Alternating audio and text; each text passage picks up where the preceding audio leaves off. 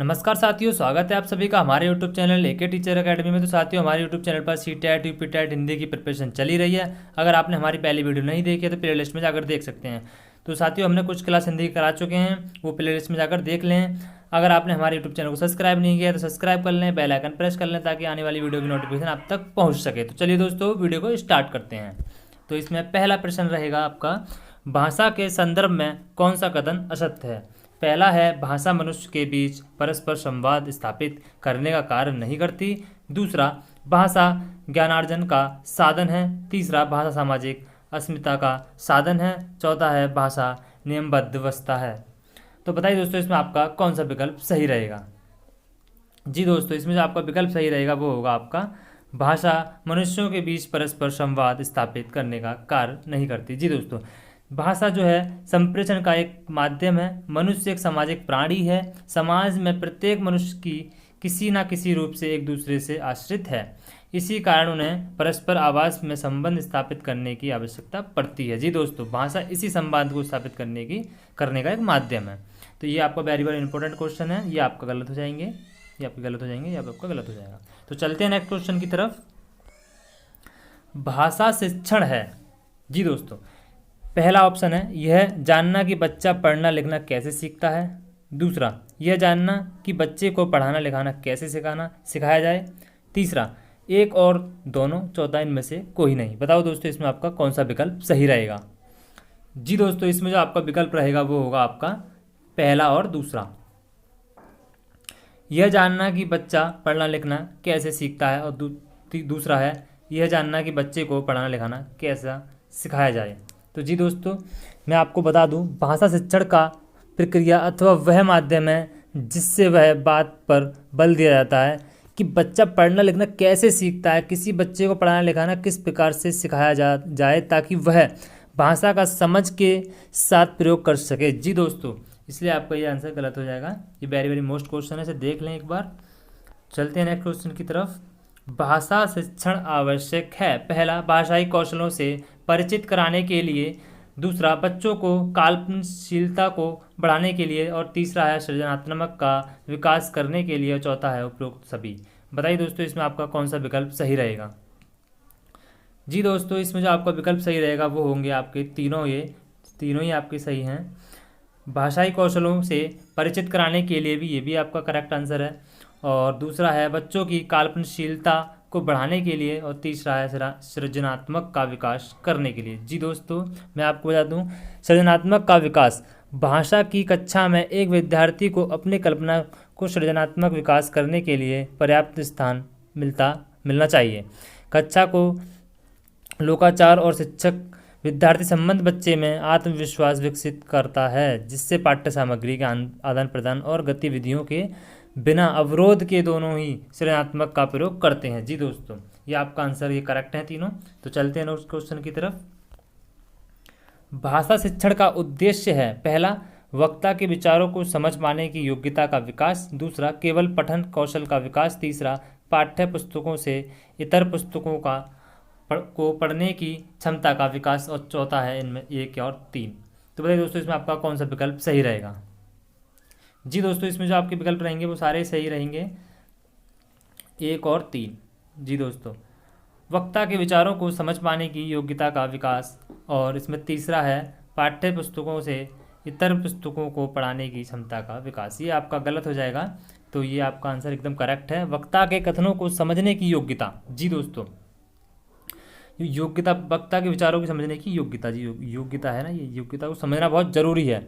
वक्ता द्वारा शाब्दिक, वर्बल और गैर शाब्दिक अर्थ रूपों में प्रकट किए गए हैं। अपने विचारों को समझने एवं उन्हें समझकर उन्हें संबंध जोड़ने का अनुमान लगाने की क्षमता का विकास करना भाषा शिक्षण के प्रमुख उद्देश्यों में से एक है। जी दोस्तों, वेरी मोस्ट इंपॉर्टेंट है, इसे देख लें।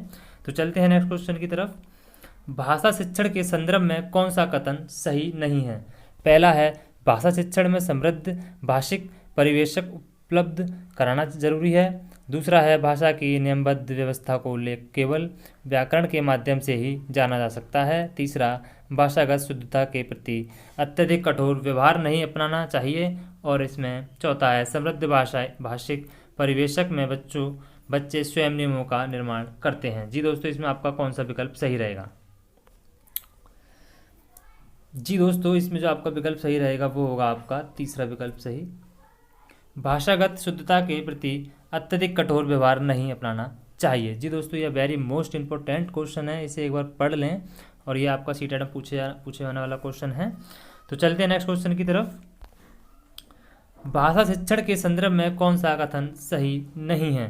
तो दोस्तों, पहला है भाषा अर्जन और भाषा अधिगम के अंतर होता है। दूसरा, भाषा शिक्षण के केवल भाषाई शुद्धता पर ही अधिक बल रहता है। तीसरा, भाषा सीखने में अन्य विषयों का अध्यापन सहायक होता है। और चौथा है समृद्ध भाषा परिवेश भाषा अर्जित करने में सहायक होता है। जी दोस्तों, आपका इसमें कौन सा विकल्प सही रहेगा?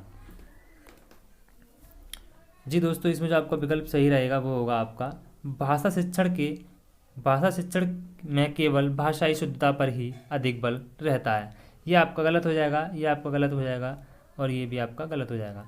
ये very very most important question है दोस्तों, इसे देख लें एक बार। तो चलते हैं नेक्स्ट क्वेश्चन की तरफ। इनमें से प्राथमिक स्तर पर भाषा शिक्षण का कौन सा उद्देश्य अनिवार्यता है नहीं है? पहला है विभिन्न संदर्भों में प्रयुक्त शब्दों के सही अर्थ ग्रहण करना। दूसरा, विभिन्न संदर्भों में स्थितियों में अपनी बात व्यक्त करने की कुशलता का विकास। तीसरा है भाषा के अलंकारिक प्रयोग की क्षमता का विकास। और चौथा है मानवीय मूल्यों का विकास। जी दोस्तों, इसमें आपका कौन सा विकल्प सही रहेगा?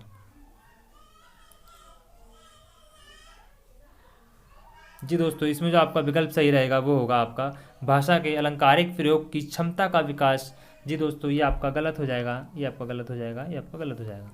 मोस्ट क्वेश्चन है, देख लें। नेक्स्ट क्वेश्चन, भाषा शिक्षण की विधियां मुख्यतः पर निर्भर करनी चाहिए। पहला, परीक्षा पद्धति। दूसरा, बच्चों का स्तर, आयु और प्रकरण। तीसरा, समय अवधि। और चौथा, लक्ष्य भाषा। बताइए दोस्तों, इसमें आपका कौन सा विकल्प सही रहेगा? जी दोस्तों, दूसरा, बच्चों का स्तर, आयु और प्रकरण। जी दोस्तों, एकदम करेक्ट आंसर है। ये परीक्षा पद्धति गलत हो जाएगा, समय अवधि और लक्ष्य भाषा ये भी आपका गलत हो जाएगा। मोस्ट क्वेश्चन है, चलते हैं नेक्स्ट क्वेश्चन की तरफ। भाषा शिक्षण में व्याकरण पढ़ने के लिए प्रयुक्त किया जाने वाला सिद्धांत या नियम है। पहला है आवृत्ति का सिद्धांत। दूसरा, अनुकरण का सिद्धांत। और तीसरा, आगमन एवं निगमन नियम। और चौथा है अनुबंधन का सिद्धांत। तो बताइए दोस्तों, इसमें आपका कौन सा विकल्प सही रहेगा? जी दोस्तों, इसमें जो आपका विकल्प सही रहेगा वो होगा आपका आगमन एवं निगमन नियम। जी दोस्तों, इसमें करेक्ट आंसर है। ये आपका गलत हो जाएगा, ये आपका गलत हो जाएगा, ये आपका गलत हो जाएगा। तो very very most important question है दोस्तों, देख लें। तो चलते हैं नेक्स्ट क्वेश्चन की तरफ। अभिप्रेरणा का सिद्धांत। पहला, विद्यार्थियों को प्रोत्साहित करने पर बल देता है। दूसरा, विद्यार्थियों को अभ्यास करने के लिए कहता है। तीसरा, सीखी हुई बातों की पुनरावृत्ति करने के लिए कहता है। और चौथा है उपरोक्त में से कोई नहीं। बताइए दोस्तों, इसमें आपका कौन सा विकल्प सही रहेगा? जी दोस्तों, आपका पहला विकल्प सही है, विद्यार्थियों को प्रोत्साहित करने पर बल देता है। यह आपका गलत हो जाएगा, यह आपका गलत हो जाएगा, यह आपका गलत हो जाएगा। जी दोस्तों, वेरी मोस्ट इंपॉर्टेंट क्वेश्चन है। चलते हैं नेक्स्ट क्वेश्चन की तरफ। विद्यार्थी की भाषा पर उसके सामाजिक परिवेश का प्रभाव पड़ता है, यह सिद्धांत है। पहला है अनुबंधन का। दूसरा, अनुकरण का। तीसरा, सहचार का। और चौथा है जीवन समन्वय का। जी दोस्तों, बताइए आपका इसमें कौन सा विकल्प सही रहेगा? जी दोस्तों, इसमें जो आपका विकल्प है अनुकरण का, ये अनुबंधन आपका गलत हो जाएगा, सहचार आपका गलत हो जाएगा, जीवन समन्वय गलत हो जाएगा और ये आपका अनुकरण एकदम करेक्ट आंसर है। जी दोस्तों, तो चलिए दोस्तों, इसी के साथ हम अपनी वीडियो को एंड करते हैं। अगर हमारी वीडियो अच्छी लगी है तो वीडियो को लाइक एंड शेयर जरूर करें और अपना कीमती सुझाव देना चाहते हैं तो कमेंट बॉक्स में जरूर लिखें। और हमारे चैनल से जुड़े रहने के लिए हमारे चैनल को सब्सक्राइब करके बेल आइकन प्रेस कर लें ताकि आने वाली वीडियो की नोटिफिकेशन आप तक पहुंच सके। थैंक यू दोस्तों, हैव ए गुड डे।